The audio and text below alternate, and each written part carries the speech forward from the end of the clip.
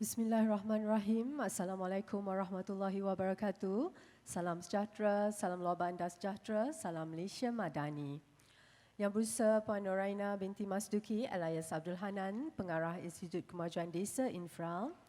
Yang berusaha Tuan Moderator Encik Hafiz Dolson. Yang berusaha Profesor Dr. Naziruddin bin Abdullah, Dekan Universiti Kuala Lumpur. Yang berusaha Puan Hajah Nurlida Saidi binti Awang Teh, Timbalan Pengurus Besar Pengurusan Lembaga Kemajuan Kelantan Selatan Kesedar. Yang berusaha Encik Hanafi bin Jantan, Pengurus Perancangan Strategik Lembaga Kemajuan Johor Tenggara Kejora.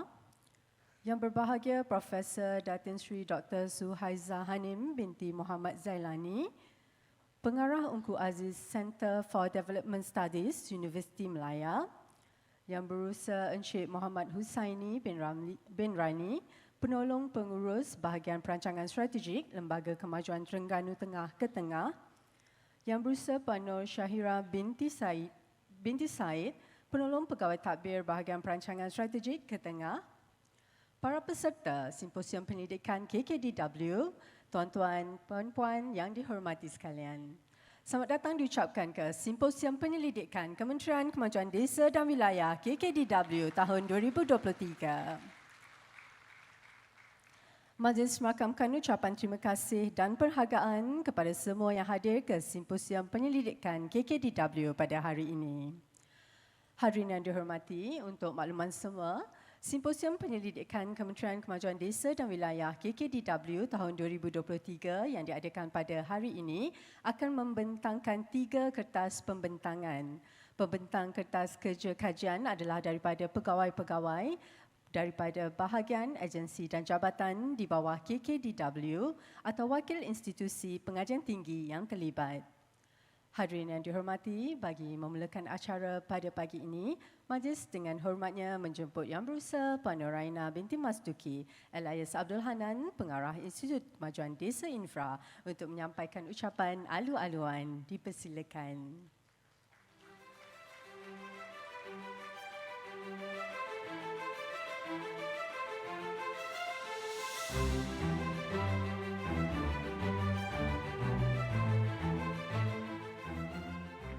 Bismillahirrahmanirrahim. Assalamualaikum warahmatullahi wabarakatuh. Salam sejahtera dan salam Malaysia Madani. Yang berusaha Profesor, Doktor, tuan-tuan dan puan-puan, para hadirin dan hadirat serta peserta yang saya hormati sekalian. Syukur kita panjatkan kehadrat Ilahi kerana dengan izinnya juga kita dapat bersama-sama pada hari ini bagi mengikuti program Simposium Penyelidikan Kementerian Kemajuan Desa dan Wilayah KKDW bagi tahun 2023. Untuk makluman hadirin dan hadirat sekalian, pelaksanaan Simposium Penyelidikan yang julung kali diadakan ini bertujuan sebagai platform perkongsian ilmu dan percambahan idea berasaskan hasil dan juga impak kajian yang telah dilaksanakan oleh bahagian, jabatan, agensi di bawah KKDW dalam rancangan Malaysia ke-12. Bagi program simposium ini juga adalah selaras dengan saranan pihak kementerian sendiri sebagaimana keputusan Mesyuarat Jawatankuasa Tindakan Pembangunan Kementerian Bilangan 8 bertarikh 10 Disember 2018 yang menyarankan infra untuk mengambil inisiatif bagi berkongsi mengenai sebarang inisiatif dan pendekatan baharu bagi program dan projek kementerian kepada semua kumpulan sasar. Pada hari ini kita akan didedahkan tentang kaedah pelaksanaan, hasil dan juga impak kajian yang telah dilaksanakan bagi rancangan Malaysia ke-12 seperti yang saya telah maklumkan sebentar tadi.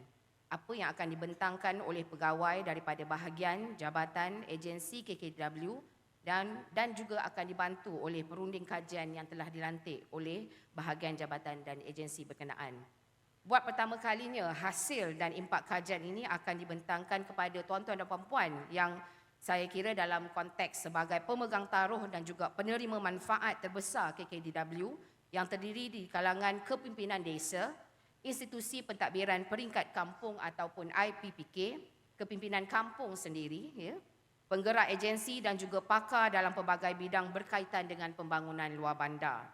Untuk makluman hadirin dan hadirat sekalian, simposium ini juga adalah selaras dengan Hala Tuju Infra sebagai pusat kecemerlangan luar bandar atau Center of Rural Excellence yang mengandungi roadmap atau plan strategik bagi meningkatkan imej infra sebagai institusi latihan dan penyelidikan dalam bidang pembangunan luar bandar di bawah KKDW. Untuk makluman tuan-tuan dan puan-puan sekalian, infra yang ditubuhkan pada tahun 1996 telah diberikan mandat yang besar dalam memastikan keperluan latihan kumpulan SASA dipenuhi dalam pelbagai niche ataupun bidang pembangunan luar bandar, antaranya seperti kepimpinan, pengurusan dan juga pentadbiran desa. Infra juga bertindak sebagai focal point kementerian bagi pelaksanaan penyelidikan dan kajian dalam bidang pembangunan luar bandar. Dalam konteks infra bertugas ataupun diberikan mandat sebagai urus setia bagi jawatankuasa untuk kajian kementerian atau JKIK yang membantu bahagian jabatan dan juga agensi KKDW menyediakan terma rujukan kajian, memohon peruntukan pembangunan bagi pelaksanaan kajian, memantau pelaksanaan kajian mengikut garis masa yang ditetapkan serta memberikan khidmat nasihat yang berkaitan bagi memastikan kajian dilaksanakan mencapai objektif yang ditetapkan.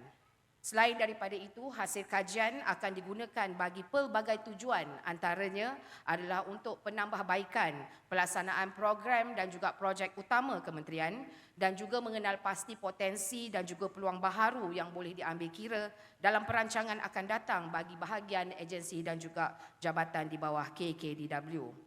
Hasil-hasil kajian yang telah dilaksanakan oleh KKDW juga ada yang telah diterbitkan di dalam jurnal-jurnal ataupun dalam bentuk artikel-artikel yang dijadikan sebagai bahan rujukan yang dapat membantu semua pihak yang berkepentingan dalam pembangunan luar bandar. Dalam hal ini, sekiranya ada di antara tuan-tuan dan puan-puan berminat untuk mendapatkan salinan ataupun untuk akses kepada artikel-artikel tersebut, bolehlah hubungi pihak infra untuk mendapatkan maklumat lanjut. Hadirin dan hadirat yang saya hormati sekalian, semenjak pelaksanaan kajian oleh KKDW bermula daripada tahun 1988 sehingga tahun 2021 ini, sebanyak 40 kajian telah berjaya dilaksanakan dalam pelbagai bidang seperti pendidikan awal kanak-kanak, latihan untuk komuniti, pembangunan masyarakat desa, modal perancangan dan pembangunan kampung tradisional, pembangunan produk pelancongan, kajian sosioekonomi, rancangan pembandaran dan juga kajian mengenai pengurusan sisa pepejal dan sisa kumbahan. Ya, kalau dilihat daripada apa yang saya kongsikan sebanyak 40 kajian ini, pada tahun ini pertama kalinya julung-julung kita kongsikan bersama tuan-tuan dan puan-puan hasil kajian tersebut supaya tuan-tuan dan puan-puan tahu ya, apa kajian itu telah laksanakan, program apa yang kita jalankan analisa dan kajian terhadapnya dan bagaimana way forward atau hala tuju kepada pembangunan dan juga hasil kajian itu kepada tuan-tuan dan puan-puan sebagai kumpulan SASA. Ya. Dan pada hari ini kita amat bertuah kerana ada 3 kajian. Ya. Kajian ketiga-tiga kajian ini adalah kajian di bawah teras 10, iaitu pembangunan wilayah di bawah dasar pembangunan luar bandar atau DPLB 2030. Yang mana kajian-kajian ini telah hasilnya telah ada hasilnya. Maksud kajian ini telah selesai dilaksanakan pada tahun 2019 dan tahun 2020 oleh 3 Lembaga Kemajuan Wilayah di bawah KKDW, iaitu kajian pertama, iaitu kajian daripada Lembaga Kemajuan Kelantan Selatan, iaitu Kesedar, iaitu berkaitan dengan kajian sosioekonomi penduduk dalam wilayah Kesedar. Kajian kedua yang itu kajian oleh Lembaga Kemajuan Johor Tenggara atau Kenjora yang telah kita selesai laksanakan pada tahun 2020, iaitu kajian pelan induk hala tuju pembangunan kampung di bawah wilayah Kenjora. Dan akhir sekali kajian daripada pihak Lembaga Kemajuan Terengganu Tengah ataupun Ketengah yang selesai dilaksanakan pada tahun 2020 iaitu kajian prospek perkembangan perbandaran Ketengah kesan daripada pembinaan LPT2. Ya. Hadirin dan hadirat yang saya hormati sekalian, sebelum saya mengakhiri ucapan saya di kesempatan ini, saya ingin mengucapkan berbanyak terima kasih yang tidak terhingga kepada semua perunding yang banyak membantu KKDW dalam melaksanakan kajian sepanjang beberapa tahun ini. Antaranya saya boleh sebutkan di sini iaitu seperti Universiti Melaya, UKM Pakar Runding Sdn Berhad, UPM Consultancy and Services, Universiti Sains Malaysia, UPTM atau Universiti Politek Malaysia, Universiti Kuala Lumpur, UniKL, IIUM Consultancy itu daripada UIA, USIM Tijara Holding Sdn Berhad dan Universiti Utara Malaysia. Di kesempatan ini juga saya ingin mengucapkan ribuan terima kasih kepada semua kerajaan negeri atas komitmen dan kerjasama yang tidak pernah berbelah bagi yang diberikan kepada Infra sepanjang Infra berurusan dengan tuan-tuan dan puan-puan di negeri-negeri. Dan ribuan terima kasih kepada semua peserta simposium yang hadir pada hari ini. Saya ucapkan atas komitmen dan juga minat tuan-tuan dan puan-puan untuk hadir, yang mana tuan-tuan dan puan-puan ini daripada seluruh Malaysia, yang terdiri daripada IPPK, Barisan Kepimpinan Desa, pemegang-pemegang taruh di Akar Umbi dan juga pegawai-pegawai kerajaan yang berhadir pada hari ini. Setinggi penghargaan juga saya ucapkan kepada Barisan Urus Setia yang diterajui oleh Infra dan bahagian-bahagian di KKW atas komitmen dan perancangan yang baik bagi pelaksanaan simposium ini sejak beberapa bulan yang akhir ini. Jadi akhir kalam adalah amat diharapkan dengan adanya simposium penyelidikan KKDW bagi tahun 2023 ini dapat memberikan pendedahan dan juga penyampaian dan perkongsian maklumat kepada tuan-tuan dan puan-puan dan memberikan kefahaman yang lebih jelas mengenai hasil dan impak kajian yang dilaksanakan oleh kerajaan terutamanya di bawah KKDW kepada penerima manfaat iaitu tuan-tuan dan puan-puan yang berada di Akar Umbi serta semua pihak yang berkepentingan dalam bidang pembangunan luar bandar. Jadi saya sudahi dengan wabillahi taufiq wa hidayah. Wassalamualaikum warahmatullahi wabarakatuh.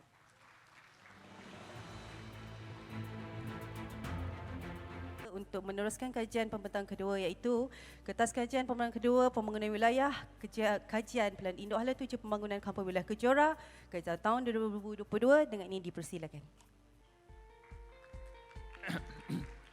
Baik, terima kasih Puan Asma, terima kasih anda semua yang dah kembali ke siaran kita yang kedua ini. Bertemu kembali bersama saya Hafiz Dawson untuk sidang yang kedua ataupun pembentangan yang kedua. Hari ini saya macam betul-betul macam dalam TV punya talk show, ada seorang tetamu dekat sini. Saya rasa kita bincang kat sini je lah. Okey, hari ini kita nak bawa kepada anda, kita dah dengar berkenaan dengan kesedar. Ada juga persoalan yang sudah masuk dekat saya punya laptop ini yang saya fikir mungkin soalan-soalan ini mungkin juga sesuai dengan apa yang dibangunkan di Kejora. InsyaAllah kita akan tengok bagaimana. Tanpa buang masa, saya bersama sebelah saya hari ini Encik Hanafi bin Jantan, Pengurus Perancangan Strategik Lembaga Kemajuan Johor Tenggara Kejora. Saya Hafiz Hanafi. Sihat Hanafi ya? Okey. Tuan Hanafi akan membuat pembentangan hanya seorang sahaja hari ini. Berikan tepukan untuk beliau. Dia tapau seorang hari ini ya. Okey. Saya terus beri ruang ini untuk Encik Hanafi bentangkan berkenaan dengan pembangunan, kajian dan juga way forward untuk Kejora. Silakan.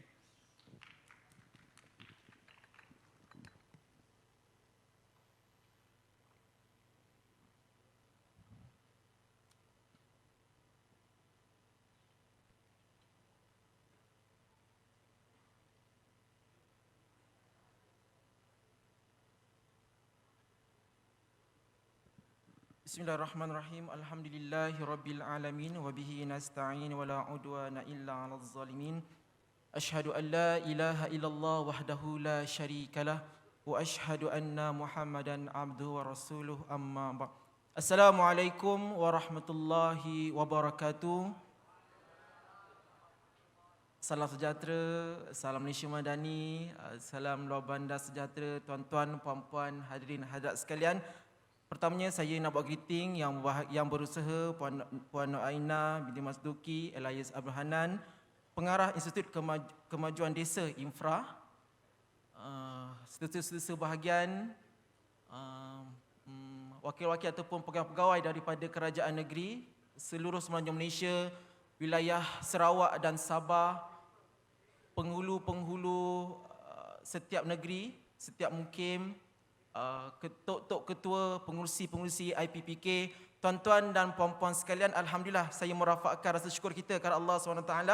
Kita bertemu lagi untuk sesi yang kedua bagi kita membicarakan, bagi Kejora berkongsi sedikit pengalaman kita hasil daripada kajian yang telah kita laksanakan pada tahun 2019 dan telah kita mula laksanakan beberapa pandangan dan cadangan yang telah diutarakan oleh pihak perunding untuk dilaksanakan.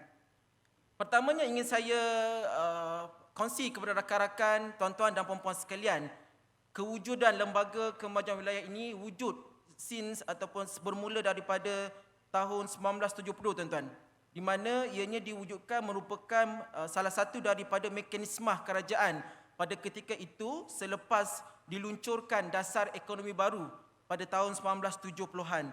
So kami LKW ni sepatutnya kita ada 7 adik-beradik. Bermula daripada, sekejap tuan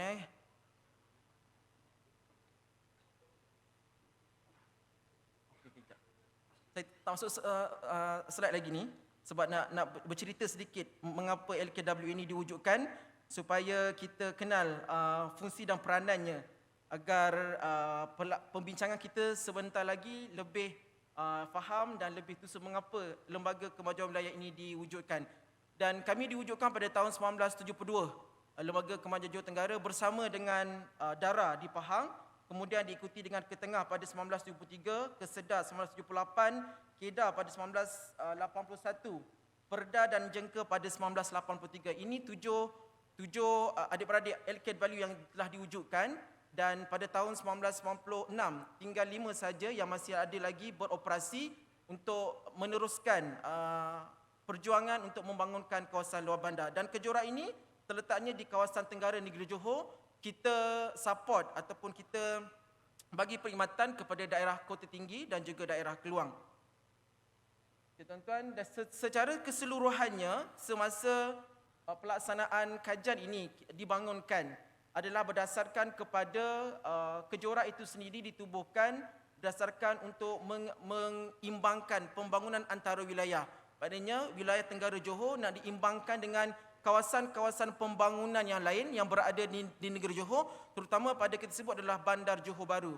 Kita nak seimbangkan dan kita diberi kuasa berdasarkan kepada Akta Lembaga Kemajuan Johor Tenggara Akta 75 dan juga beberapa enakmen negeri Seksyen 5 dan Seksyen 7 yang telah memberi kuasa kepada kejora untuk menguruskan tanah di dalam kawasan kejora dan juga bertindak sebagai pihak berkuasa tempatan. Dan berdasarkan kepada Pelan Gazet 738, kawasan kita pada ketika ini adalah 300,277 hektar yang meliputi 10 buah mukim yang berada dalam daerah Kota Tinggi dan juga Keluang. Dan fokus kita dalam membangunkan kawasan luar bandar ini ada 7, iaitu lebih kurang kepada pembangunan bandar dan penempatan, penjagaan infrastruktur, pelancongan, pertanian, pembangunan usahawan dan juga pembangunan modal insan.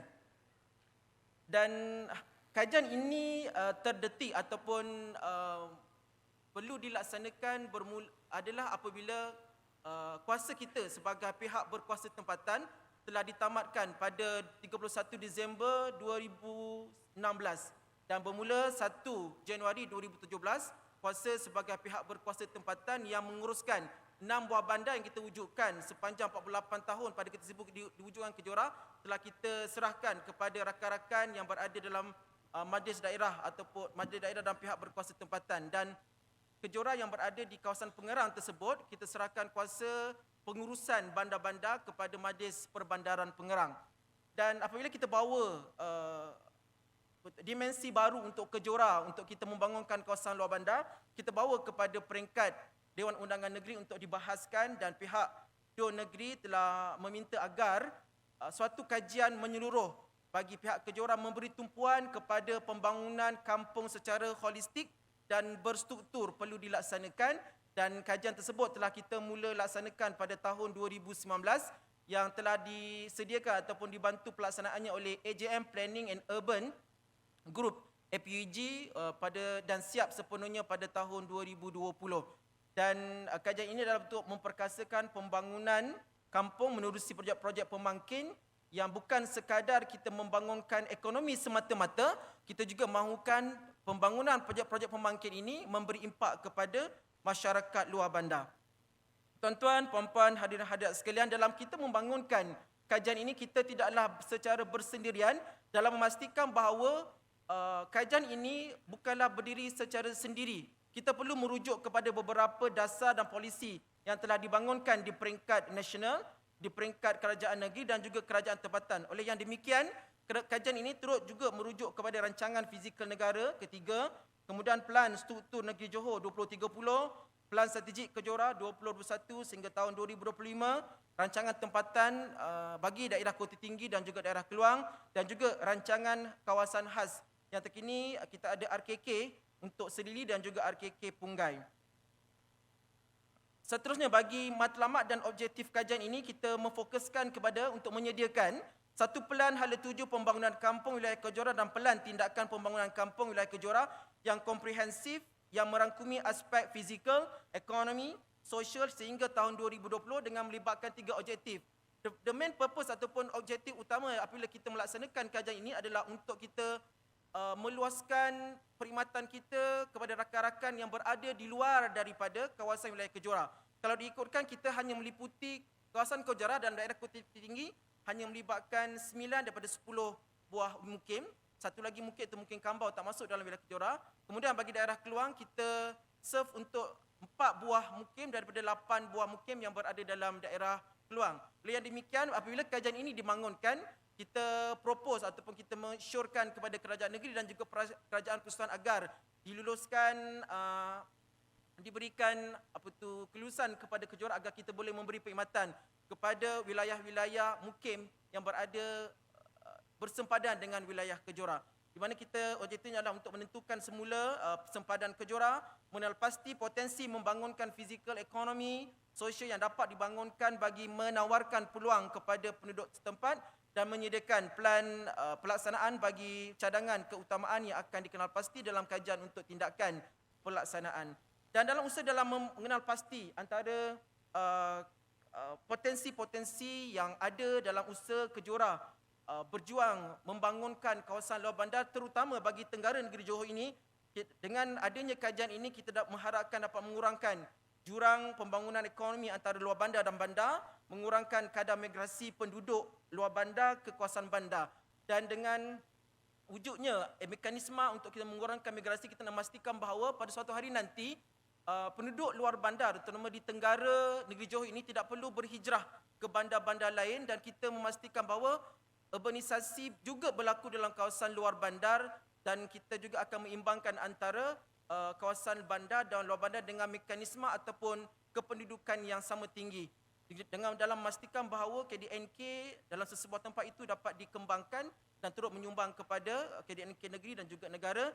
Seterusnya untuk meningkatkan peluang pekerjaan, menaik taraf pendapatan dan kadar kemiskinan, dan juga menggunakan sumber alam semula jadi secara produktif dan meningkatkan produktiviti sumber makanan penduduk luar bandar. Dan ini merupakan antara elemen penting dalam usaha kita membangunkan kawasan luar bandar. Tuan-tuan dan puan-puan sekalian, kalau kita mengambil semangat yang amat berhormat Timbalan Perdana Menteri ataupun Menteri Kemajuan Luar Bandar dan Wilayah dalam usaha memastikan bahawa masyarakat luar bandar terus mendapat perhatian.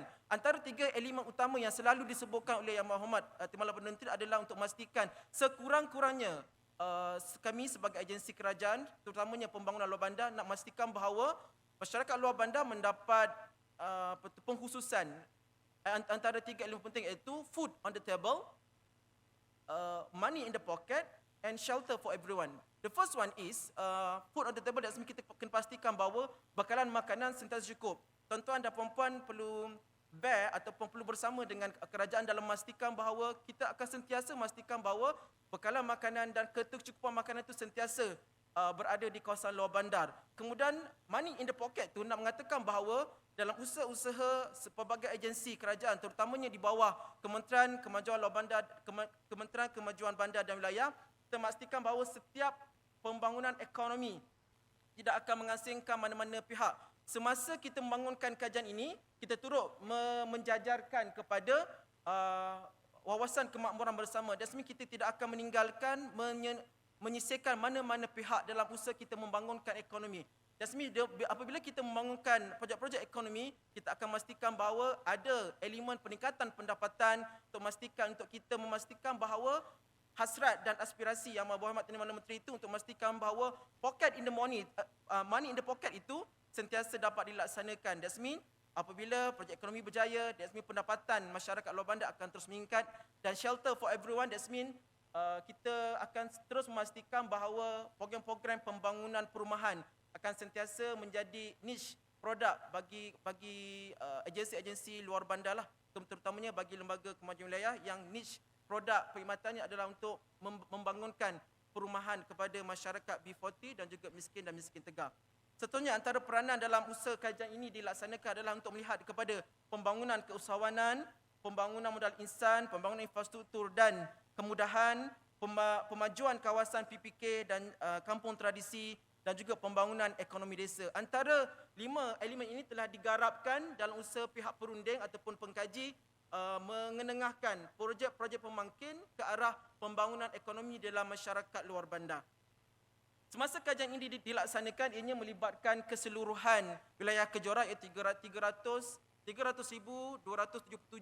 hektar, ditambah juga dengan kawasan yang kita lorekkan kuning itu, cadangan perluasan perkhidmatan kita kepada rakan-rakan yang berada di kawasan kuning itu meliputi keseluruhan daerah Kota Tinggi dan juga daerah Keluang, dan yang membabitkan 677,270 hektar kawasan kajian, di mana kawasan ini kalau ikut di sebelah timurnya kita ada ECER ataupun pihak berkuasa pembangunan ekonomi timur, kemudian kita ada IRDA di sebelah selatan, dan kita ada juga koridor pembangunan barat di sebelah kiri. Dan koridor-koridor ini juga memberi tekanan kepada Kejora agar kita membuat projektri yang baru agar ianya bersesuaian dengan kepentingan ataupun keperluan masyarakat. Dan juga untuk makluman tuan-tuan dan puan-puan sekalian, selama lebih kurang tahun ini merupakan tahun yang ke-51 kewujudan Kejora di Johor, dan tahun lepas kita meraihkan 50 tahun penubuhan, di mana pelbagai pencapaian kita raikan sepanjang tempoh 50 tahun ini, tuan-tuan. Dan hasil daripada kewujudan ini telah memberikan indikator baru kepada kerajaan, sama ada kerajaan negeri ataupun kerajaan persekutuan, dalam membuat pertimbangan untuk melabur di kawasan wilayah Kejora. Yang pertama antara pelaburan Katolik negara adalah PIPC, Pengerang Integrated Petroleum Complex, PIPC di Pengerang, yang telah membawa pelaburan besar negara, dan ianya membuka peluang perniagaan atau peluang pekerjaan kepada masyarakat di luar bandar.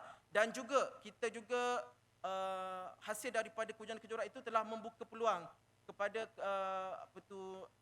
kerajaan persekutuan, terutama yang di bawah Khazanah Malaysia, untuk membuka ataupun membangunkan upgrade semula pantai-pantai Desaru di bawah Desaru Coast untuk dijadikan antara pusat pelancongan terutama, bukan sahaja untuk domestik, malahan di antarabangsa. Tuan-tuan dan puan-puan, kalau melihat antara hotel-hotel yang telah dibina di sepanjang jajaran pesisir pantai Desaru itu, antara bilik hotel satu malam, tuan-tuan perlu ada 4,000 hingga 5,000 satu malam. Tuan-tuan boleh search dalam booking.com atau mana-mana aplikasi mencari bilik hotel yang nama hotelnya One and Only. Jika tuan-tuan ada duit malam ni 5,000 ataupun 6,000, boleh try lah untuk menginap di hotel namanya One and Only di Desaru. Satu malam 5 hingga 6,000. Kita nak ceritakannya tuan-tuan adalah implikasi daripada pembangunan yang telah kita laksanakan for the past 50 years telah menghasilkan satu gelombang peningkatan pendapatan. Ianya memberi peluang pekerjaan, di samping juga kita menyokong pelaburan ataupun pembangunan drastik oleh pihak kerajaan. Hasil daripada kajian yang telah dilaksanakan ini, tuan-tuan, pihak perunding telah mencadangkan kepada pihak Kejora pengkhususan kepada 4 kelompok desa, di mana 4 kelompok desa ini akan meliputi keseluruhan. Ianya mengambil kira keseluruhan daripada wilayah Kejora, mengambil kira juga elemen-elemen wilayah yang berada di sempadanan daripada wilayah Kejora.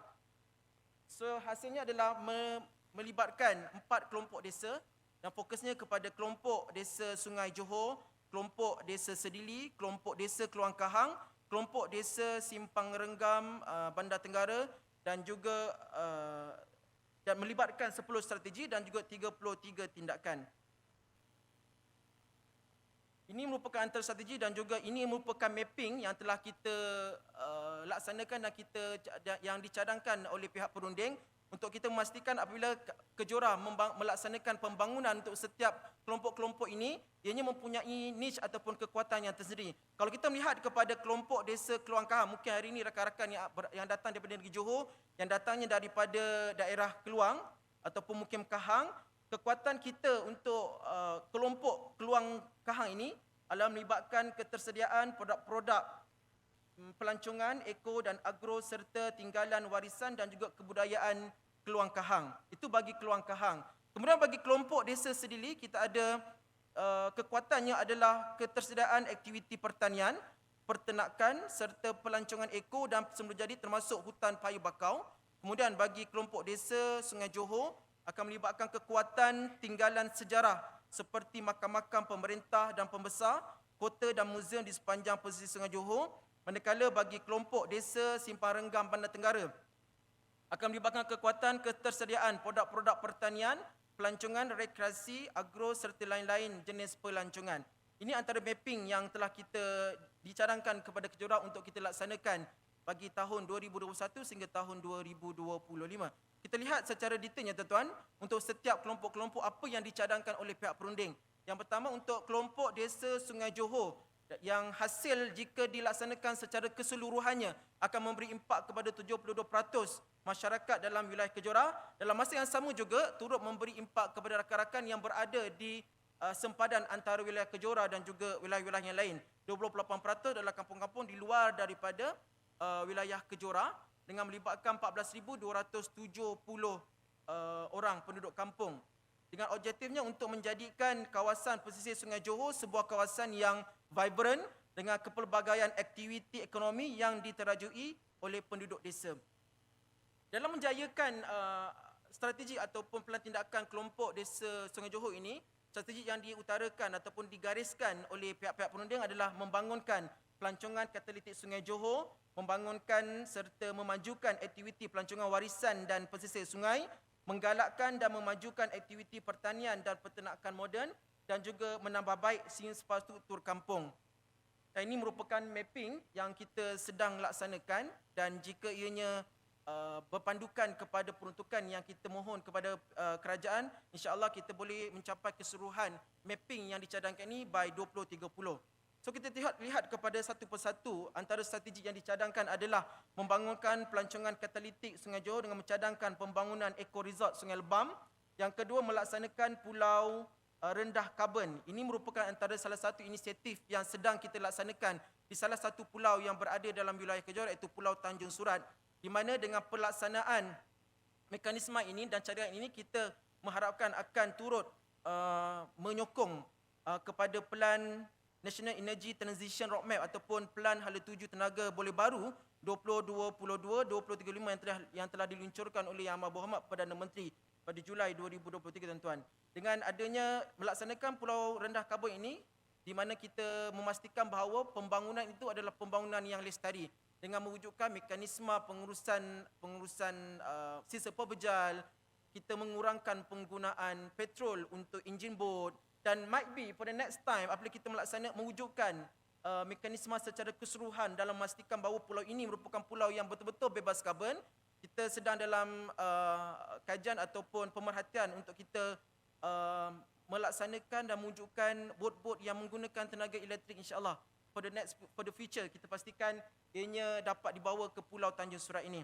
Kemudian juga kita mempromosikan hutan Panti Eko Discovery iaitu hutan Panti dan juga melaksanakan zon pendidikan dan penyelidikan payu bakau di Pulau Kayu Anak Besar dan juga Kecil. Dalam melaksanakan keempat-empat tindakan yang dicadangkan ini, Kejora tidaklah bertindak secara sendirian. Kita memerlukan sinergi daripada rakan-rakan yang lain, terutama daripada MOTEK, MAIDA, kementerian sendiri, daripada Johor Corporation, IRDA dan bahagian pembangunan ekonomi negeri Johor dalam memastikan bahawa setiap cadangan ini jika mampu dijajarkan dengan polisi dan dasar di peringkat nasional dan juga negeri dapat kita laksanakan dengan bersungguh-sungguh. Seterusnya adalah membangunkan serta memajukan aktiviti pelancongan warisan dan pesisir sungai. Yang pertama adalah membaik pulih kawasan warisan terpilih sepanjang Sungai Johor. Kalau tuan-tuan dan puan-puan pernah ke Kota Tinggi, kita ada sungai yang agak panjang, lebih kurang 70 hingga 100 km panjangnya. Dan ini telah dimasukkan dalam kajian ini untuk kita menambah baik beberapa tempat-tempat sejarah di sepanjang pesisir Sungai Johor tersebut. Antaranya adalah Istana Tanjung Surat, Tangga 200, Gedung Datuk Penggawa Timur, Muzium Kota Johor Lama, Kubu Budak, Taman Sultan Kampung Panco dan 7 makam.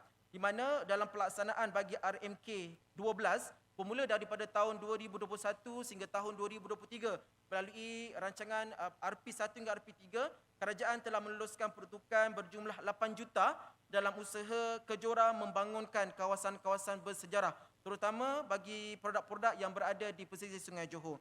Kemudian menambah baik karakter persekitaran kampung yang melibatkan kampung Johor Lama, kampung Tanjung Serit dan kampung Tanjung Surat, dan juga membangunkan riverine Sungai Johor yang melibatkan pemasaran pakej pelancongan menyusui Sungai Johor. Dan juga di bawah menambah baik karakter tadi, kita memastikan untuk sedang dalam merangka pelan induk, landscape dan program keceriaan serta pengindahan kampung.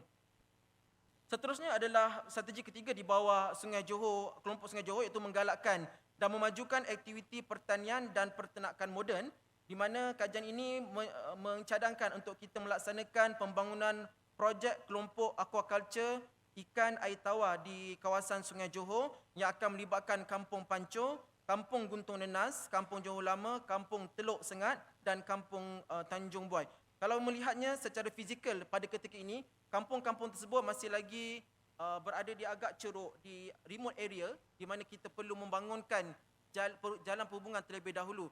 So, oleh yang demikian, bagi tempoh RMK 12 ini, Kejora telah diluluskan peruntukan sebanyak 41 juta untuk kita membangunkan jalan luar bandar JLB untuk pembangunan 4 km, 41 juta. Dan bagi bagi RP4 akan datang tahun depan, kita juga mohon kepada pihak kerajaan untuk meneruskan baki 10 lagi 6 km untuk memastikan bahawa setiap kampung ini telah ada jalan yang sesuai untuk kita pastikan next projek boleh dilaksanakan di kawasan ini. Yang seterusnya adalah pembangunan pusat usahawan kreatif di Mukim Johor Lama dengan pembentukan pelan tindakan bagi pembangunan pusat usahawan dan juga membangunkan TVET, institusi dan program di Kampung Datuk Gani Osman, sebagaimana yang dikongsikan juga oleh timbalan pengurus besar kesedar tadi.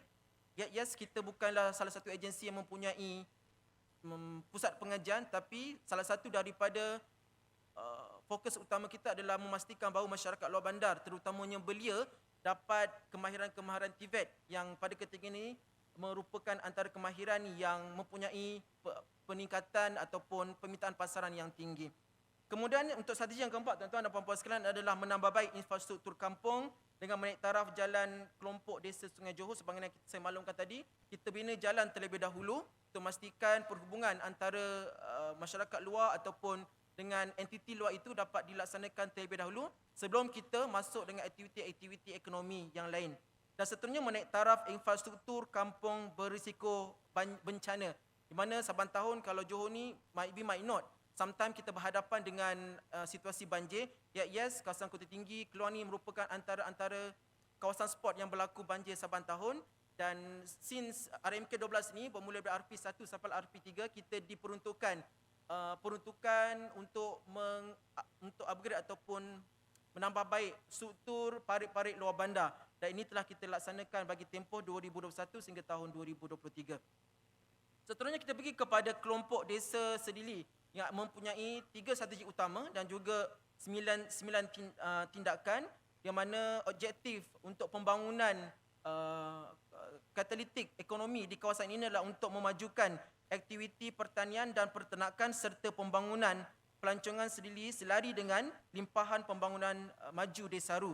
Di mana sebagaimana saya maklumkan tadi, apabila Desaru itu terbangun, terutamanya Desaru ni pada ketika ini yang di bawah Khazanah Malaysia, Desaru Coast, adalah untuk golongan-golongan yang agak tinggi, agak-agak golongan kaingan yang mampu ada duit lebih, bolehlah menginap ataupun bolehlah berhujung minggu di kawasan Desaru.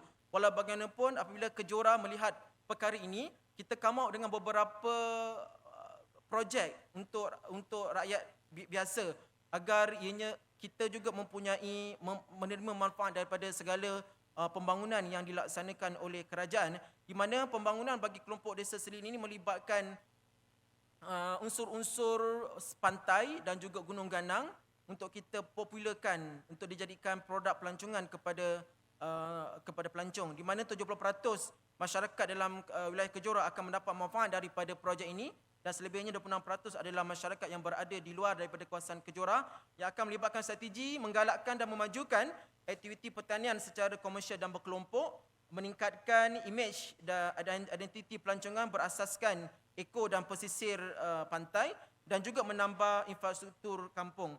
Di mana ini mapping untuk secara keseluruhan yang sedang kita laksanakan. Untuk strategi pertama itu adalah menggalakkan dan memajukan aktiviti pertanian secara komersial dan berkelompok dengan mewujudkan dan mempergiatkan pertanian bercampur berskala kecil dan sederhana secara berkelompok di kampung-kampung untuk keseluruhan kampung-kampung yang berada dalam wilayah Sedili. Kemudian meningkatkan penghasilan produk desa berasaskan ikan masin dan makanan laut dan juga menubuhkan pusat keusahawanan. Dan pada ketika ini antara komponen yang penting adalah pusat pengumpulan pemprosesan, pembungkusan dan pemasaran, co-working kitchen, marketplace, e-dagang dan galeri promosi dan juga jualan. Dan untuk maklumat tuan-tuan dan puan-puan sekalian, untuk strategi 1.3 ini telah dilaksanakan di bawah RKK Sedili, di mana pihak Majlis Daerah Kota Tinggi telah mewujudkan satu dataran ataupun satu pusat di Tanjung Sedili untuk dijadikan satu pusat keusahawanan untuk masyarakat Sedili.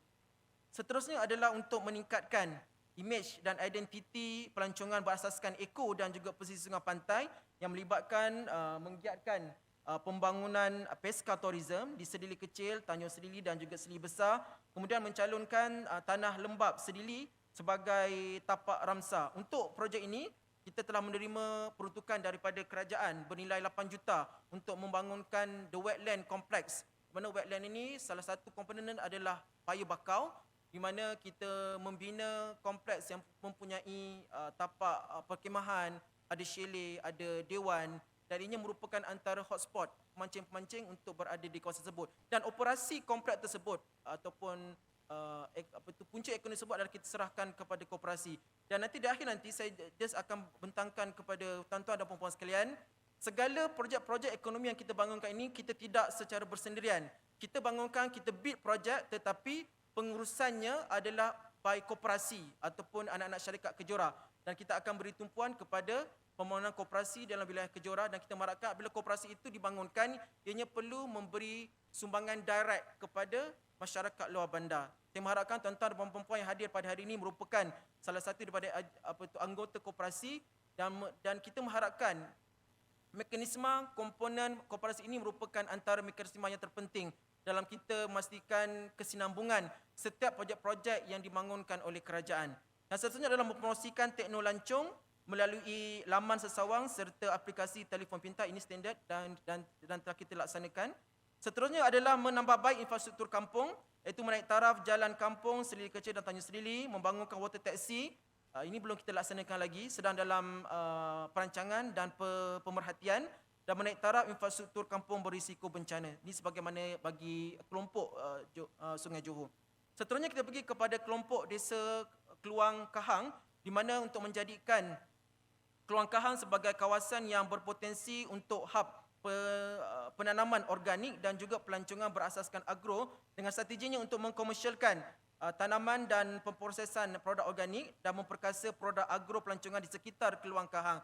Di mana di daerah Keluang Kahang ini kita banyak projek-projek ekonomi dan untuk chapter kali ini kita fokus kepada organik. Sama ada padi organik, menenas organik dan juga jagung organik. Itu antara elemen-elemen pertanian yang sedang kita usahakan untuk kita pasarkan di peringkat domestik ataupun di peringkat antarabangsa. Yes, antara organik ini ada pasarannya tersendiri. Walaupun pada ketika ini kita berhadapan dengan ketidakcukupan padi, walaupun padi organik tetap menjadi, ada juga orang-orang yang berminat dengan makanan-makanan organik. Seterusnya,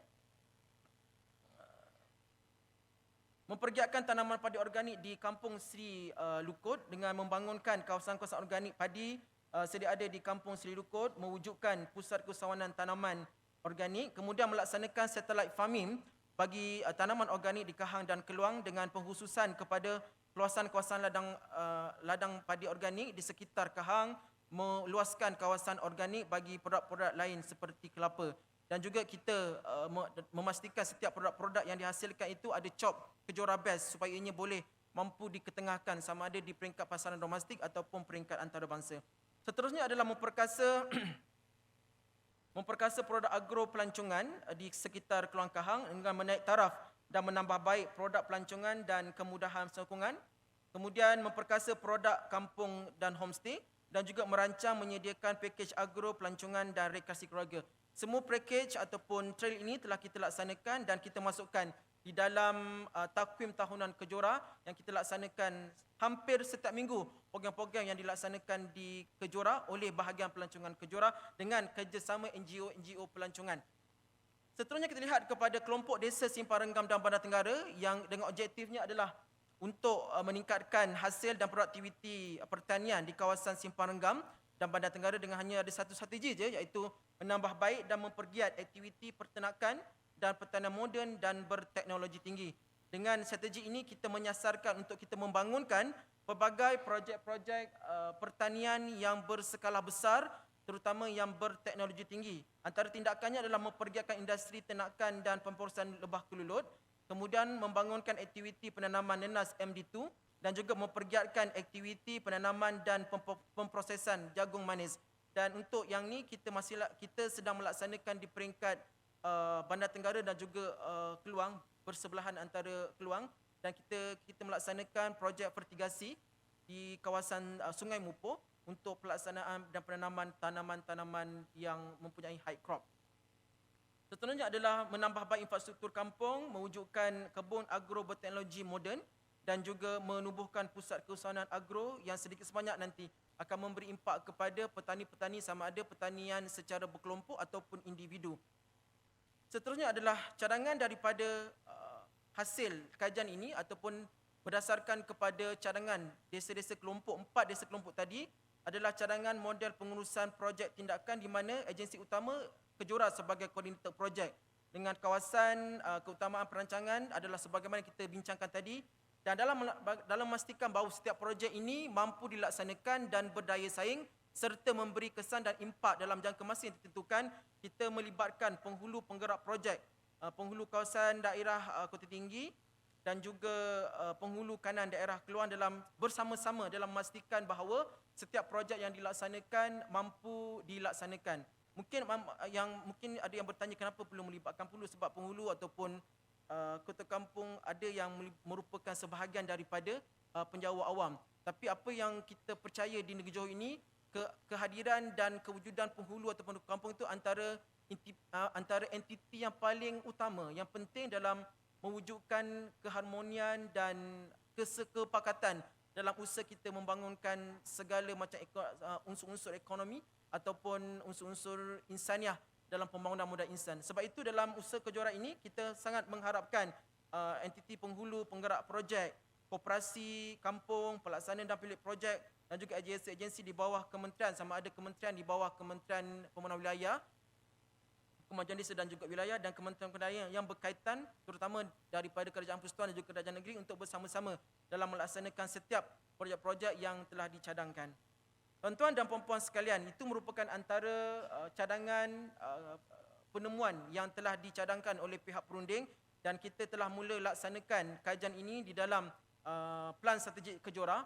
Dalam kita membangunkan plan strategik Kejora ataupun dalam kita melaksanakan, kita menjajarkan setiap cadangan itu dengan apa yang sedang dilaksanakan di peringkat nasional, di peringkat kebangsaan dan juga di peringkat kerajaan negeri, dengan menyasarkan dengan memberi tumpuan kita kepada pelaksanaan wawasan Malaysia Madani, wawasan kemakmuran bersama 2030 dengan dasar perancangan strategi desa negara 2030 dan di bawahnya ada plan pembangunan mapan Johor 2030, dasar pembangunan luar bandar 2030, kemudian rancangan struktur negeri Johor 2030 yang memberikan penekanan kepada pemerkasaan ekonomi, tadbir urus, cekap, integriti, demokratik, kelestarian alam sekitar, pengangkutan dan infrastruktur mega, memperkasa pelaburan dan ekonomi digital dan memperkasa pendidikan Islam, rol insan dan warisan budaya. Disokong juga dengan 6 tunjang ke arah maju Johor yang diaspirasikan oleh Yang Amat Berhormat Menteri Besar Johor, iaitu tadbir urus kerajaan, pembangunan ekonomi, jaringan keselamatan sosial, kemudahan dan keperluan asas, keselamatan, kebersihan dan alam sekitar, orang muda Johor, dan juga ditambah ataupun dibantu disokong dengan rancangan tempatan daerah bagi daerah Kota Tinggi dan daerah Keluang sehingga tahun 2030. Dan ianya akan terus pergi kepada hala tuju Kejora bagi tahun 2021 dan 2025, di mana hasil daripada kajian yang telah kita bangunkan pada tahun 2020 ini telah kita garap dan kita fokuskan untuk kita wujudkan 5 fokus utama dalam kita memberi penekanan bagi pelaksanaan projek-projek di Kejora bagi tempoh 2021 sehingga tahun 2025. Yang pertama adalah ekonomi dan keusahawanan dengan melibatkan pembangunan pertanian berteknologi tinggi, pembangunan hutan tani, pembangunan peternakan, pembangunan ladang komoditi, pembangunan agropelancongan, skim pembiayaan ekonomi pertanian, skim bantuan modal niaga, pembangunan IKS Park Kejora, program pelancongan berimpak tinggi dan promosi produk Kejora. Itu di bawah ekonomi dan keusahawanan. Kemudian prasarana yang melibatkan jalan pembangunan desa, jalan luar bandar, menaik taraf sistem peparitan, pembangunan kemudahan pelancongan desa dan juga pembangunan prasarana perumahan terancang. Di samping dengan elemen utama yang kita bawa masuk adalah pelaburan yang kita wujudkan dalam mengajak ataupun kita urge pelabur-pelabur swasta daripada luar untuk melabur di kawasan Johor Tenggara. Di samping kita memberi tumpuan juga kepada Mula Insan dan juga tadbir urus pengurusan Kejora itu sendiri. Dan secara keseluruhan tuan-tuan dan puan-puan sekalian, kalau kita mengambil kira dari keseluruhan projek ataupun cadangan ekonomi yang dicadangkan oleh pihak perunding, secara keseluruhan kita memerlukan peruntukan lebih kurang 335.1 juta keseluruhan pelaksanaan sehingga tahun 2030. Dan kalau sehingga 2023, daripada kita mengambil kira permohonan Kejora kepada Kerajaan Persekutuan melalui DE, kita telah menerima hampir 100 juta bagi tempoh 3 tahun ini untuk melaksanakan keseluruhan projek-projek yang telah dicadangkan oleh pihak perunding. Seterusnya adalah antara projek-projek yang sedang dilaksanakan daripada tahun 2021 sehingga tahun 2023 berdasarkan kepada hasil kajian yang telah dicadangkan oleh pihak perunding. Mana perumahan Kejora ini merupakan antara niche utama lembaga kemajuan wilayah, terutamanya di Kejora, untuk kita bangunkan perumahan-perumahan yang mampu bilik. So pada ketika ini kita sedang membangunkan program ataupun projek perumahan Kampung Paya, projek perumahan Kampung Kahang, projek perumahan Tuan Seh yang secara keseluruhannya dikesiap pada tahun 2025. Ianya akan memberi impak kepada penerima manfaat lebih kurang 1,000 orang penerima manfaat yang rata-ratanya terdiri daripada golongan B40. Dan harga rumahnya adalah harga yang berada di bawah harga market lah. So antara kalau kita lihat rumah, kalau kawasan rumah, kita bina rumah setingkat, keluasan 9,000 kaki persegi, jualan kita adalah antara 150,000 sehingga 250,000. Dan ianya memang kita buka hanya kepada golongan B40. Dan golongan lain memang kita tak buka lah. Okay? Kemudian perumahan kampung-kampung itu juga kita laksanakan dan juga projek perumahan swasta. Kita juga turut mengajak pelabur-pelabur swasta dalam mewujudkan perumahan di swasta di sekitar wilayah Kejora kerana impak pembangunan daripada PIPC dan juga Desa Rukus telah memberi impak yang sangat besar kepada permintaan perumahan di kawasan Johor Tenggara. Seterusnya adalah penyediaan infrastruktur dan kemudahan sebagaimana yang telah dicadangkan oleh pihak perunding tadi, di mana Kejora perlu melaksanakan pembangunan infrastruktur jalan, pembangunan infrastruktur peparitan dan kemudahan awam dan sosial, di mana secara keseluruhannya bagi tempoh 2020, dalam tempoh RMK12 ni kita telah membelanjakan hampir 83 juta dalam memastikan bahawa fasiliti asas itu telah berada di kawasan-kawasan yang memerlukan.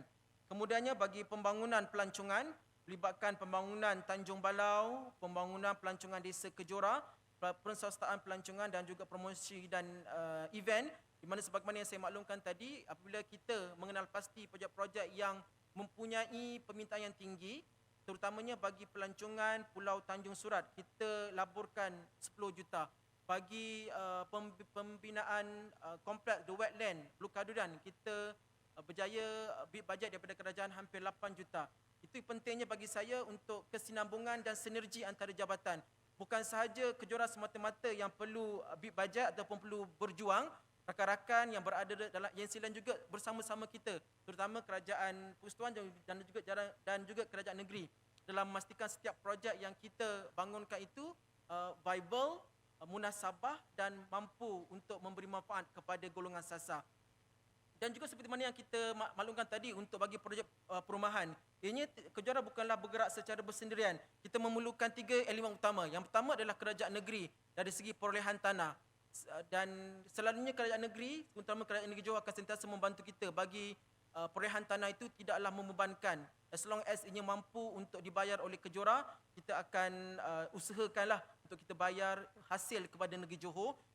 Elemen kedua adalah kerajaan persekutuan yang di bawah Kementerian Kemajuan Desa dan Wilayah, di mana kita bid bajet terutama untuk elemen infrastruktur. Kita akan bid bajet melalui DE kementerian.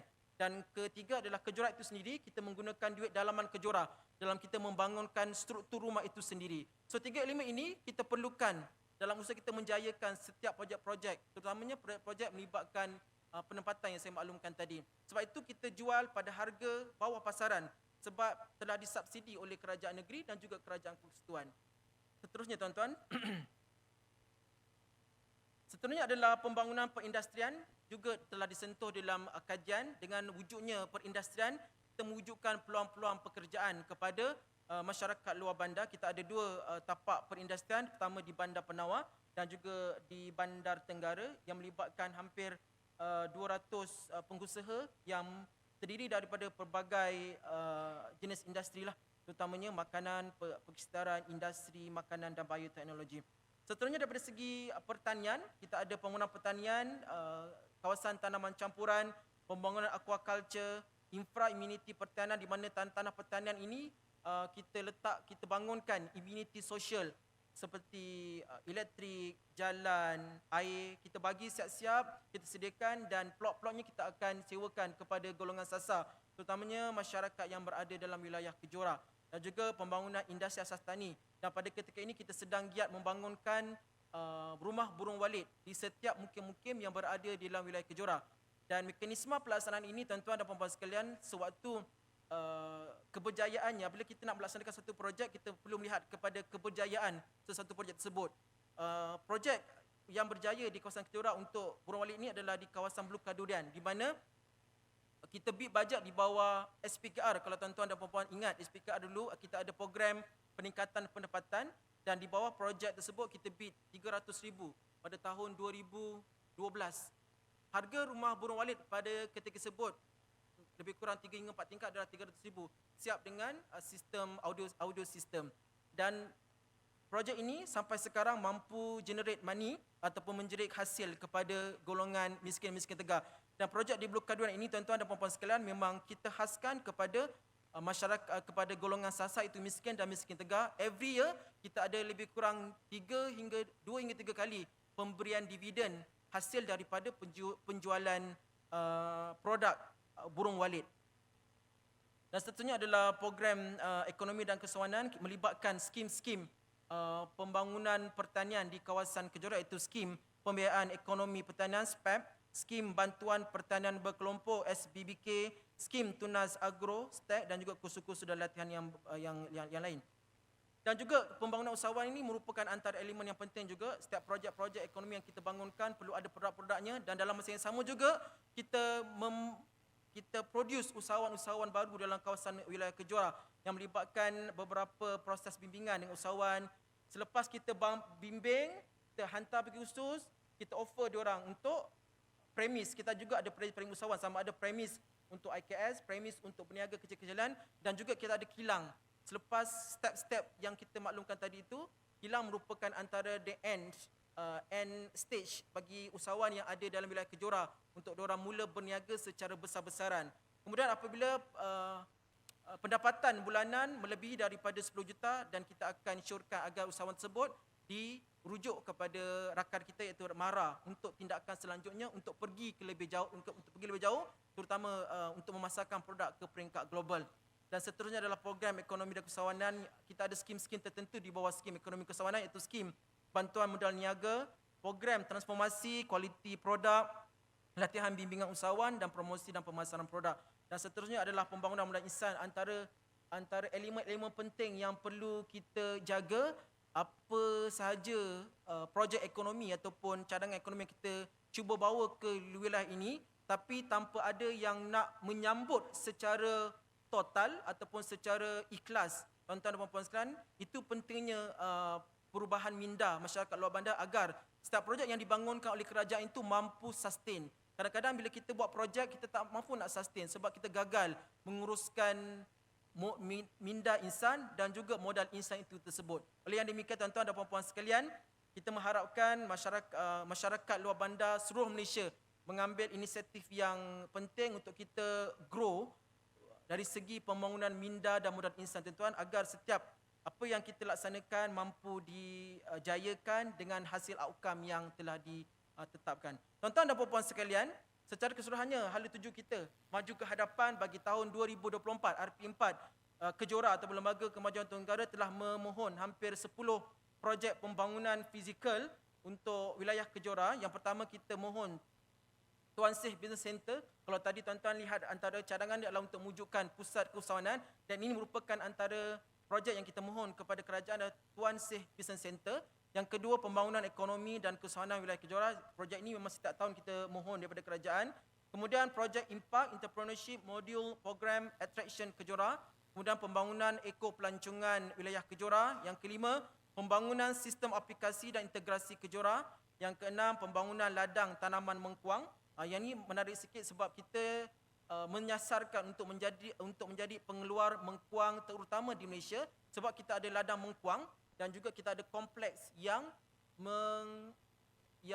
memproses produk mengkuang daripada raw mengkuang hinggalah menjadi produk yang belum dianyam. Tapi nanti kita perlu cari jugalah mesin untuk menganyam mengkuang, sebab itu antara isu juga dalam kita menghasilkan produk-produk warisan. Mengkuang ini merupakan antara produk-produk warisan. Ya, yes, walaupun Johor bukan merupakan antara negeri-negeri warisan mengkuang, tetapi kita cuba keluar daripada step cycle kita untuk kita jadi antara agensi ataupun negeri yang mampu mengeluarkan mengkuang di peringkat domestik dan juga antarabangsa.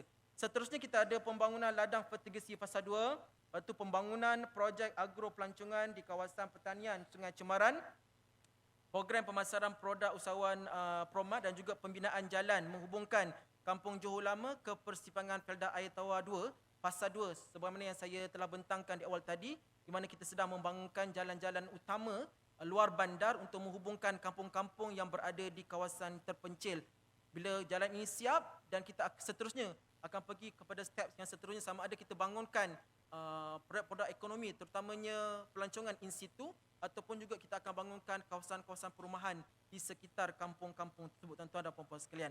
Itu merupakan antara maju ke hadapan ataupun way forward kita bagi tahun 2024, dan diharapkan agar ponan ini telah pun diharap diluluskan di peringkat kerajaan persekutuan, tuan-tuan dan puan-puan sekalian. Dan secara seterusnya kesimpulannya, tuan-tuan, dari segi kerangka kerjanya dalam ke arah kita menjadi satu daerah ataupun satu wilayah desa, wilayah Kejora yang dinamik, kita mencantumkan ketiga elemen kemakmuran bersama, kerjasama strategi antara rakan di peringkat persekutuan dan juga negeri, dan juga pemerkasaan ekonomi dengan bidang utamanya adalah ekonomi desa, perasaan desa dan juga masyarakat desa, dengan melibatkan aktiviti dinamik, kualiti hidup yang meningkat dan juga modal insan yang berkemahiran.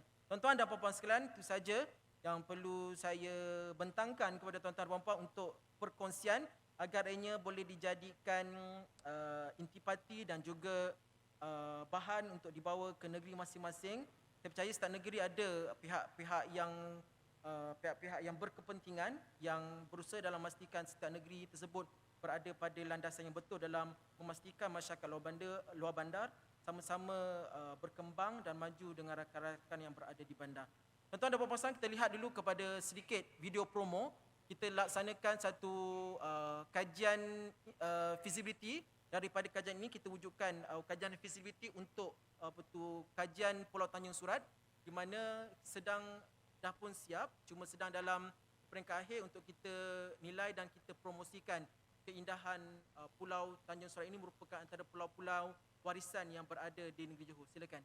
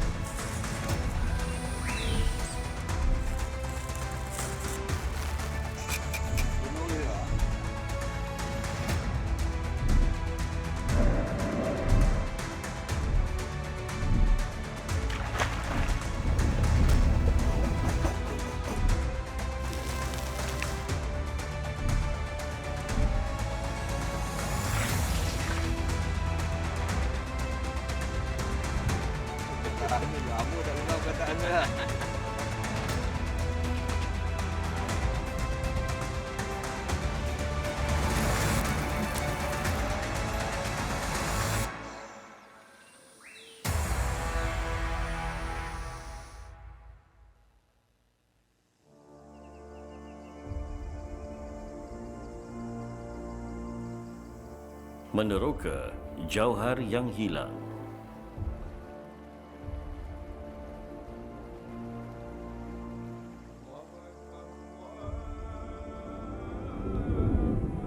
Menikmati keindahan warisan sejarah.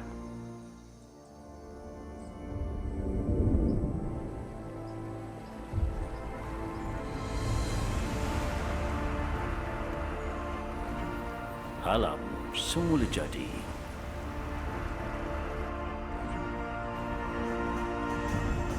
Dan budaya.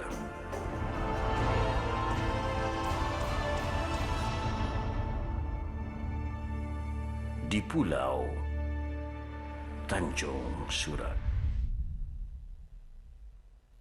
Itu saja tuan-tuan dan puan-puan, sedikit video promo untuk saya mengajak tuan-tuan kalau ada masa di satu hari nanti untuk ke wilayah Kejora, untuk kita bawa ke Pulau Tanjung Surat untuk kita menikmati keindahan alam, di samping kita meneroka warisan-warisan sejarah terdahulu yang pernah berada di pulau tersebut. Tuan-tuan dan puan-puan sekalian, itu saja yang boleh saya kongsikan kepada tuan-tuan dan puan-puan sekalian. Saya mengharapkan perkongsian ini bermanfaat untuk tuan-tuan dan puan-puan sekalian untuk sesi simposium pada kali ini. Sekian, terima kasih. Baik, terima kasih Cik Hanafi, persembahan pembentangan yang luar biasa ya. Saya rasa macam ini dia bakal pemimpin yang akan membangunkan negeri Johor nanti, insya-Allah. Dia punya video tu macam tajuk filem mencari jauhar yang hilang ataupun meneroka jauhar yang hilang, macam itulah. Terima kasih tahniah atas ucapan puan Aina, okey Seorang yang dia bagi hari ini.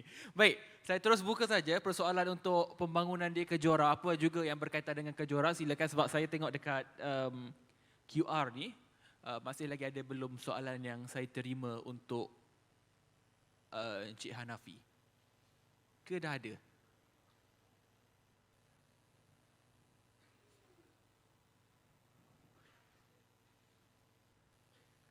Ada? Kalau ada boleh pergi dekat mikrofon atau boleh tambah dekat sini.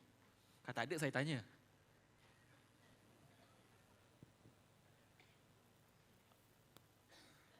Okey, ada. Silakan. Assalamualaikum warahmatullahi wabarakatuh. Tahniah kepada pembentang. Saya rasa semalam dia minum air rebusan kajian ko. Memang lancar betul. Hebat. Okey, soalan saya. Daripada pembentangan tadi kita tengok ada beberapa cadangan lah. Terutama sekali saya sangat tertarik dengan pembangunan di kawasan pesisir sungai dan juga pesisir pantai. Dan saya yakin bukan kata di Johor saja, di negeri-negeri lain pun kita mempunyai banyak kawasan-kawasan yang berada di pesisir sungai dan juga pesisir pantai. Dan sekiranya daripada kajian ini boleh dikeluarkan satu model pembangunan pesisir sungai ataupun model pembangunan kampung di pesisir sungai dan pesisir pantai, saya rasa boleh juga dimanfaatkan oleh kampung-kampung di seluruh Malaysia dan boleh disesuaikan untuk mungkin juga kepada agensi lain sebagai rujukan untuk kita membangunkan kampung-kampung di kawasan tersebut. Itu cadangan lah. Dan yang kedua, daripada kajian ini juga, adakah dilihat dari segi tahap kesediaan ataupun tahap penglibatan komuniti itu sendiri dalam bersama-sama dengan Kejora untuk terlibat dalam projek-projek pembangunan, dan kalau adalah apakah indikator-indikator yang boleh kita katakan masyarakat setempat itu, komuniti itu bersedia untuk terlibat bersama dalam proses pembangunan ini. Sekian, terima kasih. Terima kasih diucapkan kepada Encik Azman. I think you still pengarah kemas Perak, right? Oh, Kedah dah pindah dah.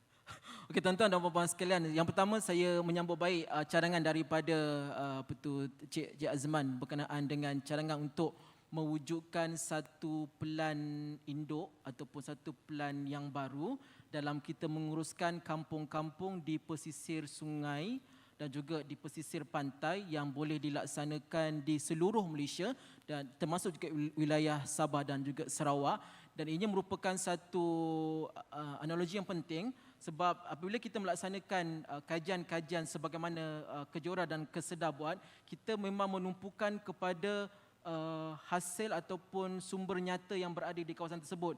Sebab itu apabila kalau kita melihat kepada cadangan-cadangan daripada pihak perunding, diorang tidak mencadangkan projek-projek yang bombastik yang di luar daripada jangkaan kita yang sukar untuk kita capai. Sebab itu apabila kita melihat kepada pandangan ataupun cadangan tersebut, ini adalah menggunakan sumber jaya dan sumber daya yang berada di kawasan tersebut, dan ini merupakan cadangan yang baik yang boleh terus sama difikirkan oleh Lembaga Kemajuan Wilayah, dan kita mengharapkan mother kita lah Buat Infra untuk melihat perkara ini secara overall agar ianya boleh dimanfaatkan oleh rakan-rakan yang berada dalam negeri lain.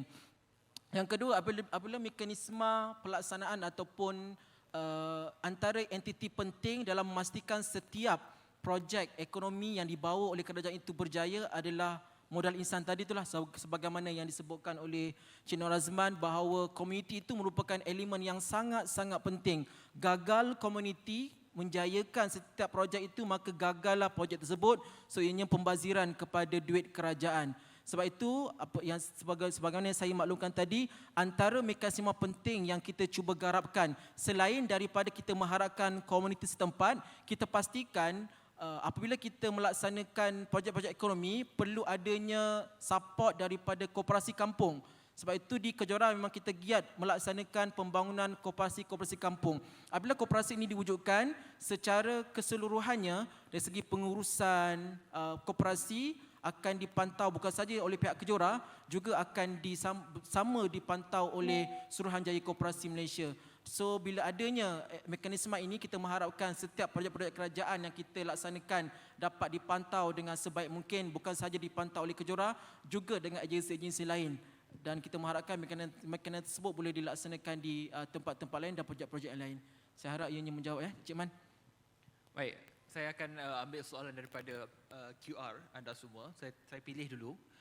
Fairul Anwar bin Rosli, Pejabat Pusat Khidmat Wakil Rakyat Dun Tambun Tulang Perlis lagi, jauh yang datang. Terima kasih kerana hadir hari ini. Soalan dia, apakah perbezaan Kesedar dan Kejora?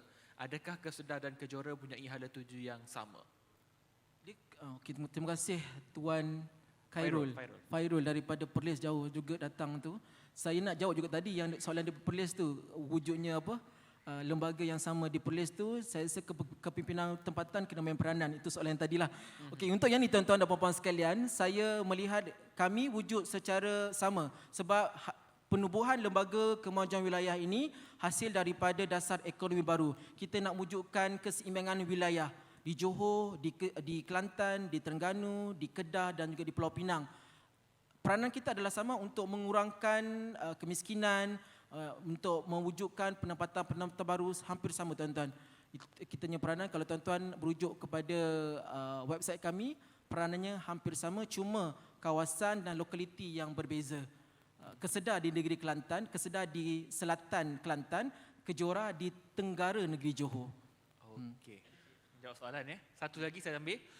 Zaim Mokhtar berkenaan dengan projek pembangunan Kejora. Mungkin dia tanya dekat sini, adakah pembangunan Kejora ni hanya di Johor sahaja ataupun bolehlah ke Selangor ke mana-mana kawasan lain?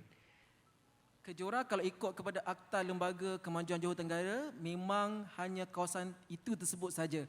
Sebenarnya yang saya bentangkan tadi, kita hanya berada di 9 mukim dalam daerah Kota Tinggi dan juga 4 mukim dalam daerah Keluang. Kita memang tidak boleh keluar daripada wilayah tersebut kecuali dengan keizinan Yang Amat Berhormat Menteri lah. Menteri yang hanya boleh memberi keizinan untuk kita melaksanakan projek-projek di luar daripada kawasan Kejora, itu pun dalam negeri Johor. Kalau dah luar daripada negeri Johor tu agak dah salah lah, it's against akta lah.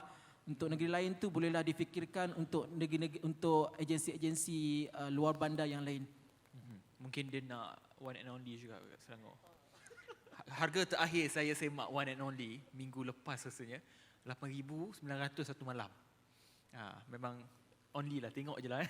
Okey, satu soalan saya nak tanya sebab saya tak ada soalan. Ada soalan lagi ke dekat floor? Sebab saya tengok pembentangan Encik Hanafi tadi ada menyebut soal sangat menekankan tentang Sustainable Development Goal SDG. Sebab apa yang Encik Hanafi kata, pembangunan di Kejora ini kebanyakannya di tepi pantai. Persoalan saya melihat sekiranya pembangunan ini tidak dikawal dengan baik akan memberi impak kepada alam sekitar. Ini terkait dengan SIA, EIA semua. So macam mana Kejora pastikan supaya Johor ini, kita tahu Johor antaranya muar bandar terbersih, dia mengekalkan reputasi itu, dan Kejora macam mana menangani cabaran tersebut? Itu tuan-tuan puan-puan, apabila kita bid bajet, sesuatu bajetnya, ianya bukan simply kita plug, masa saya nak buat jalan. Ia bukan simply saya hari ini, saya buat paper, jalan, kita terus hantar kepada kerajaan persekutuan. No, kita banyak step di peringkat bawah ni yang perlu kita go through. Dalam memastikan pembangunan yang lestari, antara pihak-pihak yang memainkan peranan penting dalam setiap projek-projek kerajaan adalah pihak berkuasa tempatan. Kita go through, kita perlu mohon kebenaran merancang, kita perlu dapatkan persetujuan daripada pihak berkuasa tempatan. Segala perkara-perkara ini perlu kita lalui dalam memastikan bahawa setiap projek itu adalah viable dan lestari dan memenuhi SDG yang telah digarapkan di peringkat kerajaan kita lah. Di Malaysia ni memang bukan simply kita boleh buat projek sesuka hati kita. Kita ada rukun, kita ada hukum yang perlu kita follow terlebih dahulu untuk memastikan kesinambungan projek pada masa depan dan memberi manfaat dalam keadaan yang paling lestari kepada sekalian golongan masyarakat lah, terutama golongan sasar. Baik, terima kasih. Ini soalan Nizam Baharum saya fikir menarik juga. Berkenaan dengan wujud atau tidak lagi penilaian kampung desa lestari atau desa sejahtera. Ini Cik Hanafi boleh jawab ke soalan ni? Ada ke tak? Penilaian desa lestari for the time being ni macam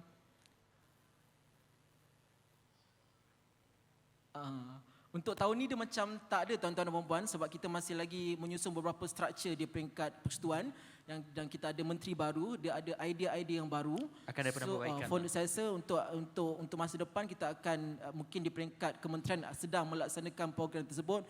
Make sure memang kawasan luar bandar ni antara golongan sasar yang paling besar dan ini memberi kesan kepada Yang Berhormat Menteri, dan saya harap ini akan menjadi satu program yang khususlah bagi tahun-tahun yang akan mendatang, insya-Allah. Insya-Allah. Encik Hanafi bawah parlimen apa? Bawah parlimen apa? Parlimen mana? Saya berada di Parlimen Pengerang. Pengerang. Ini akan ganti Datuk Azalina nanti insya-Allah. Luar biasa ya. Okey, ada lagi soalan daripada mereka yang menonton kita hari ini, ada? Mungkin daripada Kesedar ke, daripada Ketengah selepas ini dan lain. Silakan. Yang mana Zulkifli? Cik Jamil okey. Betul. Okey. Okey, persediaan seed untuk Kejora. Dan soalan yang kedua, rut pelancongan yang dicadangkan untuk lawatan ke Kejora. Ini route pelancongan.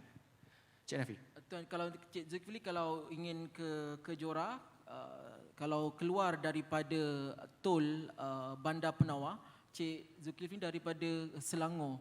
Okey, ni kalau masuk highway Utara Selatan terus direct sampai ke Johor Bahru, masuk ke highway Senai Desaru.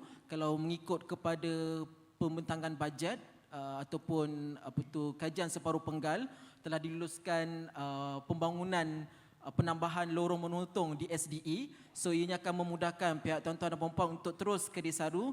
Kalau untuk di kawasan Desaru memang banyak kawasan pelancongan, terutamanya yang berkonsepkan pantai, sungai dan juga eko pelancongan.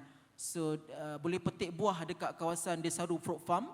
Boleh kita juga ada beberapa zoo di kawasan Pengerang. Pantai tu sangat banyak. Tuan-tuan boleh pilih sama ada nak yang high class di Desaru di sebelah kiri ataupun nak tak berapa yang untuk rakyat-rakyat marhain di sebelah kiri ke pantai Tanjung Balau. Your choice. nak ke mana-mana based on your pocket lah. Okay.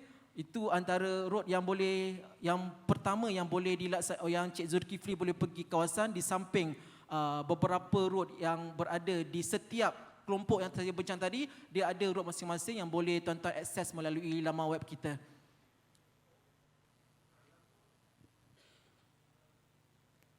Ya. Soalan 1.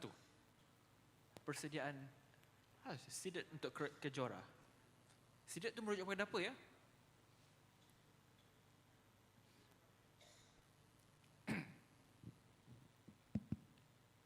Tuan, saya Zulkifli di sini.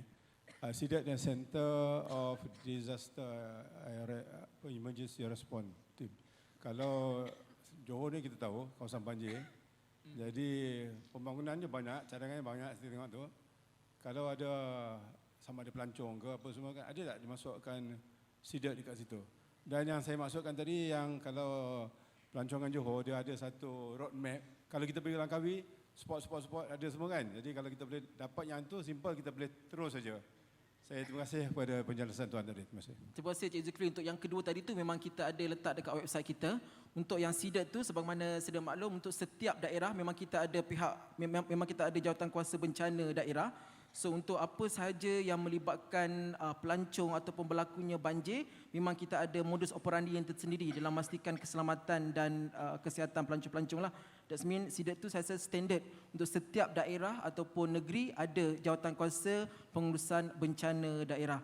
Sebab itu kadang-kadang bila kita nampak kan, sebab last 2 years ataupun last year kita nampak ada satu daerah di negeri, ada satu negeri ni yang boleh totally collapse sebab jawatan kuasa bencananya pun terlibat sama dalam banjir kan. Sebab itu bila kalau beradanya dalam keadaan situasi tersebut, kita ada rakan-rakan SIDAT daripada mukim-mukim lain, daerah-daerah yang akan datang secara serentak. So pengurusan tersebut memang ada dalam jawatan kuasa tindakan bencana daerah diikuti dengan negeri dan juga persekutuan.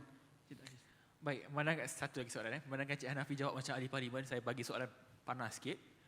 Ni Ketua Kampung tanya Cik Muhammad Nur bin Husin. Saya suka soalan ni. Perlu ditanya, setiap pembinaan kelengkapan yang menjurus kepada projek pelancongan di sepanjang Sungai Johor, khasnya yang telah dibina nampak tidak terurus, terbiar tanpa pengurusan. Apa komennya? Tuan, dia apabila kita berhadapan dengan konflik atau isu kita gagal untuk melaksanakan kerja-kerja penyelenggaraan ini, ada beberapa faktor lah yang kita perlu hadapi. Antaranya mungkin disebabkan oleh kegagalan kita berkomunikasi antara pihak-pihak yang berkepentingan. Might be kita gagal berkomunikasi dengan pihak berkuasa tempatan ataupun pihak-pihak yang berkepentingan, terutama bagi aset-aset yang berada di pesisir sungai. Sungai ini juga bukan sahaja Kejora, juga akan terlibat dengan pihak berkuasa tempatan dan juga pihak maritim juga akan terlibat. Might be di situ akan berlakunya konflik itu yang secara langsung kita perlu hadapi. Di samping itu juga kita berhadapan dengan kekangan peruntukan, terutama dari segi penyelenggaraan. Penyelenggaraan ni kita kena mohon satu butiran khas kepada kerajaan untuk kita menyelenggarai aset-aset pembangunan dalam daerah-daerah ataupun di bawah lembaga kemajuan wilayah. Itu kalau ianya teguran, dan kita akan pastikan bahawa aset-aset yang telah dibangunkan di sepanjang pesisir sungai ataupun pantai dapat kita perhalusi dan kita tambah baik pada masa akan datang. Baik, terima kasih Encik Mak Nos. Sebab saya fikir inilah tujuan simposium, kerana persoalan dan juga pandangan daripada mereka yang betul-betul berada di kawasan itu yang mungkin perlu diberikan perhatian, bukan tujuan untuk menunjukkan sini tak elok, bukan, adalah untuk kebaikan, dan inilah yang dilakukan oleh Infra. Boleh saya tanya satu lagi soalan, sebab ini soalan dia minta dekat Cik Hanafi nyatakan pembangunan penyertaan warga Kejora, penduduk dan projek di wilayah Kejora berdasarkan jantina, umur, kelayakan dan sebagainya. Dan soalan kedua dia peningkatan dari segi jumlah RM dan juga peratus. Dan ditambah bawah tu, apakah peluang yang boleh disinergikan bersama peserta simposium kerjasama ekonomi strategik. Dan note dekat bawah tu, kalau tak sempat hari ini, mohon jawapan bertulis. Ini macam dekat parlimen. Mungkin ada sedikit fakta ataupun data yang boleh diberikan. Ini ditanya oleh Jiman BKD daripada KKW bahagian Komuniti Desa Putrajaya. Itu dia. Power Jiman ni tak ada je. Okey, secara keseluruhan ni kalau saya nak menjawab kepada demografi penduduk ataupun jantina tu agak sukar ni Cik Jiman, sebab ianya perlu melihat kepada fakta secara keseluruhan yang telah dikeluarkan oleh pihak perunding. Ya, sebagaimana yang Cik Jiman minta, dan nanti kita jawab secara bertulis. Walau bagaimanapun untuk sinergi tersebut, sebagaimana kita cadangkan tadi, kita mempelawa rakan-rakan daripada negeri-negeri lain, daripada daerah-daerah lain untuk datang ke Kejora untuk kita sama-sama share secara atas tapak, betul-betul kita turun tapak apa yang telah kita laksanakan. Hasil daripada kajian yang telah kita perolehi, kita dah garapkan dengan beberapa elemen, terutama daripada dasar dan polisi kerajaan, persekutuan kerajaan negeri, dan kita laksanakan di tempat. Dan kita sangat mengalung-alungkan rakan-rakan lain untuk kita sama-sama kita susun jadual untuk kita bawa tuan-tuan ke wilayah Kejora, insya-Allah. Baik, terima kasih. Saya macam kenal Cik Jiman ni, tapi saya tak ingat dekat mana saya jumpa. Sihat Okey, baik. Saya tutup persoalan kerana kita sudah menghampiri dan juga sudah memasuki 12.30 minit tengah hari.